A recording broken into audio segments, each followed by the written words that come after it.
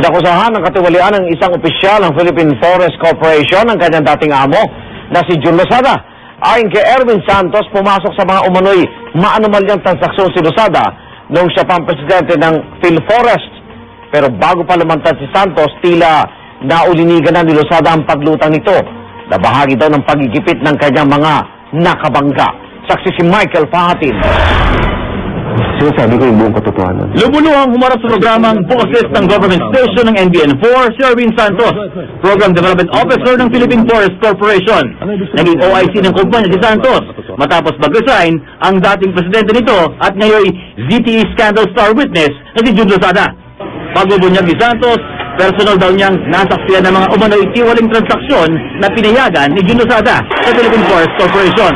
Karamihan dito ay ang pagbibigay ng lupa sa mga taong di raw karapat-dapat, maging sa mga kaibigan at kaanak nito, nang hindi man lang daw dumadaan sa normal na proseso. Ito po ay hindi nasunod. Ano sinasabi niya?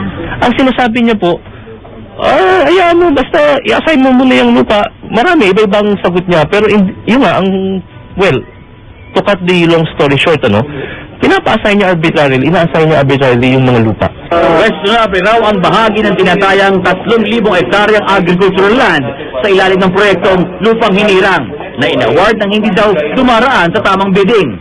Nireport na nga raw nito sa Commission on Audit. Ang ginawa po namin, including yung mga ilang staff, sinabi namin na ito yung mga katiwalian. Anong sinabi ng kuha?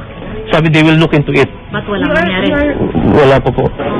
Ayon kay Santos, may 21 pa raw na empleyado ngayon ng Philippine Forest Corporation ang handang tumistigo laban kay Losada.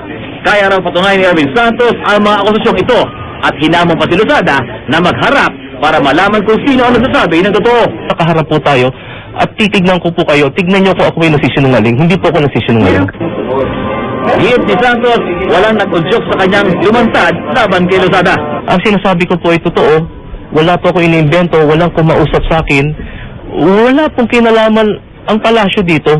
Bago pa man lumantad si Santos, tila may naulinigan na si Losada na bahagi ito ng panakot sa kanya ng kanyang mga nakabangga.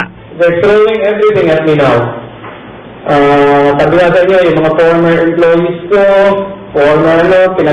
nagpupunta nila sa mga bahay, tinatanong nila kung ano pong makukuha sa akin. Michael Fahatin ang inyong saksi.